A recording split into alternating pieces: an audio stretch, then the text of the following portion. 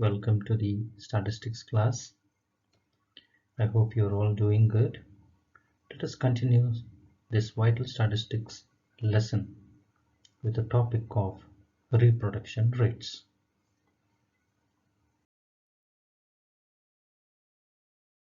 First thing that we need to understand is why we have to study these reproduction rates. Why are we not enough to study about fertility rates?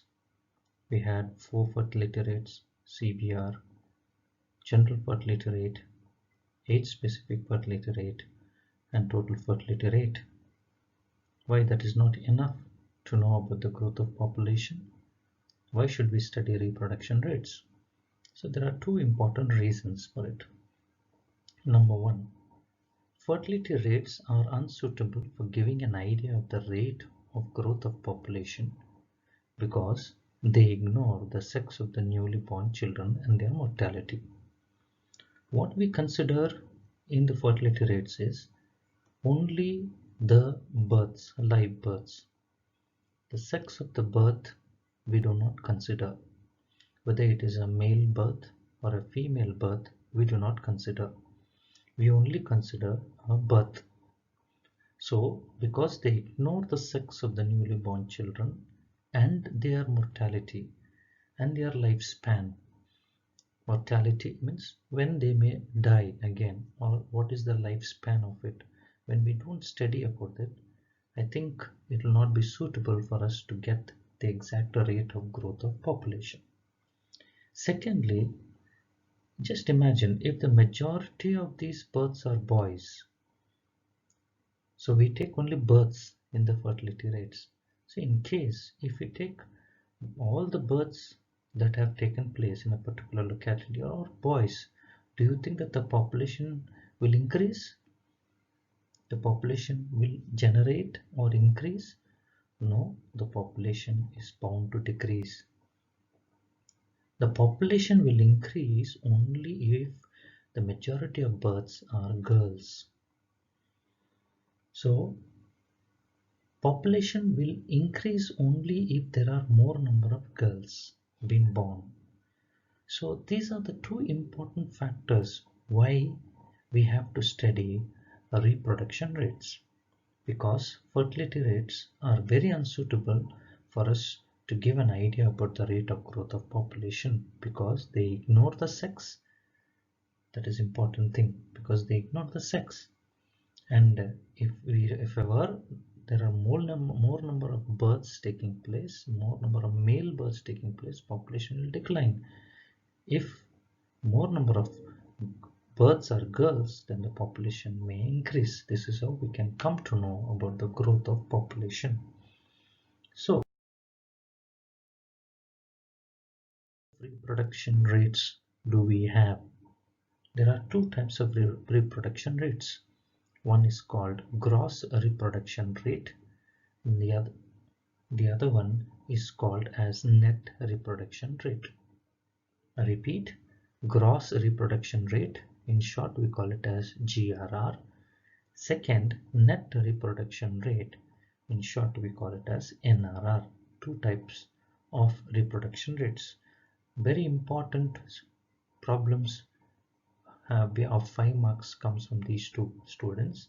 So we should know what are those.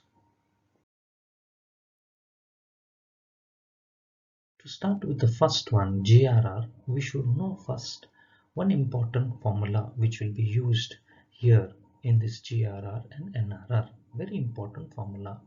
This is same like age-specific fertility rate that we have studied. It is the same like age-specific fertility rate, where we are giving importance to the age.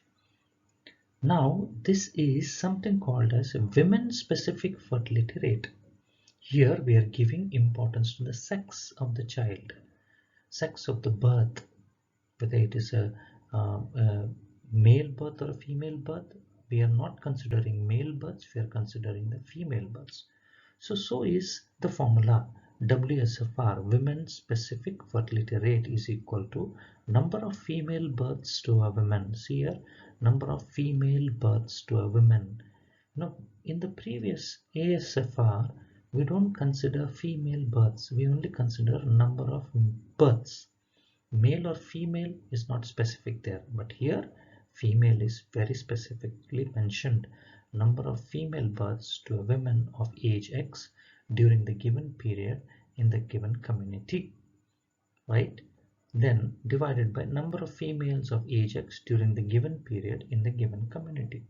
The same, only change is the female births in the numerator into 1000. This is the formula that we use for calculating GRR and NRR. So let us see what is GRR and NRR in the next slide. GRR, reproduction rate. GRR is gross reproduction rate. It is defined as the sum of annual WSFR of the entire reproductive span without mortality. The sum means total of annual WSFR, all the WSFRs of various age groups, right? Annually, yearly, the whole age group one in 1 year. We take the sum of all the WSFR of different age group, add them in the entire reproductive span without considering their death rates. Okay, if we do it, then we got it as gross reproduction rate. It is given by the formula GRR is equal to I. I is the size of the class. Usually the class size will be 5. So 5 into summation WSFR. Summation WSFR is all about the entire childbearing age. What is the childbearing age? 15 to 49. So 15 to 49, all the age groups, we calculate WSFR, sum of all those WSFR, add them, and then into 5 we get GRR. Now GRR per 1000 is calculated, students. Whatever we get the answer GRR, say for example we get something like 2000, GRR you get 2000 per 1000. You do it 2000 per 1000 is equal to, if you do it 2000 by 1000, you get answer as 2. Now based on that number 2, let's go through these three conditions. Number 1, if GRR per woman is 1, it indicates the current generation of females of childbearing age will maintain itself. That means it is the population is the same. Imagine it is the same. If we get GRR answer as 1, if GRR is less than 1, the population would decline. This is our conclusion. If GRR is more than 1, as in this case, now I have mentioned 2000 divided by 1000, we get the answer as 2. So here when GRR is more than 1, the population would increase. This is how we conclude about gross reproduction rate. Okay, right. So now what GRR? First one, it is useful for comparing fertility in different areas or in the same area at different time periods. It is useful for comparing fertility in different areas or in the same area at different time periods. It has an advantage over TFR because in its computation we take into account only the female babies who are future mothers. Okay, there in TFR we consider all births, but in GRR we only consider female births. And who are those female births who are going to be future mothers? So this is one of the merit of GRR. It ignores the current mortality. What is it? It ignores the current mortality. Mortality means death. All the girls born do not survive till they reach the childbearing age. Yes, yes. Some of them die at the early age only. They die. They die at the year of 2, at the year of 3, or at the year of 4. Some die at even in less than 0 to 1 year. Some children die even before they reach the childbearing age. The childbearing age is 15. Before they reach 15, so many die. So we don't consider their mortality. What is the mortality rate? We don't consider. So this is what is one of the demerit of GRR. So these are the things that are rectified and found a new one. Reproduction rate, NRR, net reproduction rate, NRR. So what is the need of it? Why should we study the second rate, which is called as net reproduction rate? The need is very simple. The GRR takes into account current fertility, not current mortality. As I said, it only consider the birth, but it will not consider about their death. Okay, the death rate is not considered. The death rate of 0 to 1 child babies, girl babies, if they are born, do they die? Yes, they may die. So in GRR, they assume that they don't die. But in this case, we take it in reality that they may die. So that means we take their mortality rate, or in other words, what is their survival rate. Okay, that also we consider. So to take into account the factor of mortality in measuring population growth, we use NRR. Okay, so we have to consider their fertility as well as mortality. Only in GRR we consider fertility but not mortality. Definition of NRR. It is big, I know, but you need to by heart it. It is defined as the average number of daughters that would be born to a female if she passed through her lifetime conforming to the age-specific fertility rate and mortality rates of a given year. It is average number of daughters that would be born to a female. How many daughters will be born to a female if she passed through her whole lifetime conforming to the age-specific fertility rate and mortality rates of a given year in her entire childbearing age? How many daughters she has given birth to we will be able to understand, and that is the definition of NRR.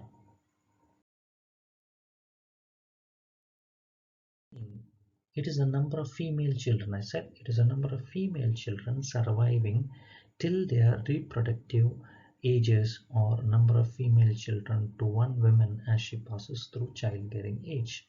NRR is the number of female children surviving till their reproductive ages, or number of female children to one woman as she passed through her childbearing age. So how many daughters she will give birth in her entire childbearing age from 15 to 49 is what the meaning of this NRR.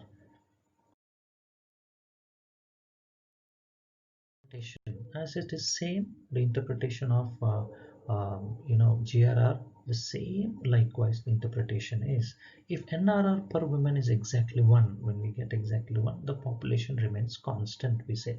It is the same. If NRR per woman is below 1, it indicates a declining population. The population is decreasing. If it is more than 1, the population has a tendency to increase. Okay, so how this calculation? Simple formula, NRR is equal to I into summation WSFR into S. The only change between GRR and NRR is the survival rate. I is the size of the class. Usually we will have 15 to 49 as the size of the class. And summation, same childbearing age, that is 15 to 49, we have to find out all the women specific fertility rates, okay, into S. Now the calculation is that we have to take the product of WSFR into S of every age group and then take the sum of this. Okay, WSFR, right? Then you will be getting the NRR into I, you do it, you will get NRR. Now what are the merits of it?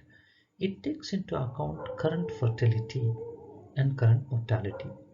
Okay, the difference between GRR and NRR is, in GRR it takes into consideration only fertility, but here we takes into consideration current fertility as well as current mortality. It will show a tendency of increase or decrease in the population. It will tell us whether the population is going to increase or decrease.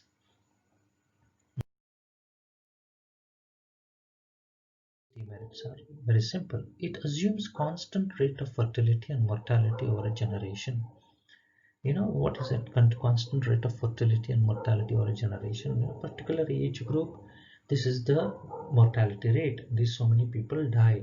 In this age group, so many people die. We fix it, right? We fix it. We fix a number. Say for example, we say around 98 people die out of 100 every year. 98 people out of 100 die. We say 98 out of 100 is 0.98. You take it as. Now this is the death rate, mortality rate, and we assume that this will be the same for all, and for all type of group of people, for all communities, for everyone in the locality, or even for almost for every community also. But it is not right. In actual life, both these rates go on changing every now and then. It keeps on changing, right? Second point, the population of a country may become depleted more by migration than by declining birth rate. Right, the population of country may become depleted more by migration than by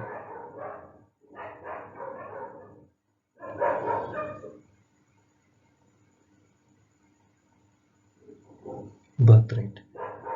Last one, it cannot be used for forecasting future population changes. Okay. So in a situation, if GRR per woman is greater than 1 and NRR per woman is less than 1, that the conclusion is the population is decreasing. Even the other way, if GRR is less than 1 and NRR is more than 1, the population is increasing. Okay, right. About GRR and NRR, very important. The next class, I will help you to solve the problems based on GRR and NRR. Thank you very much.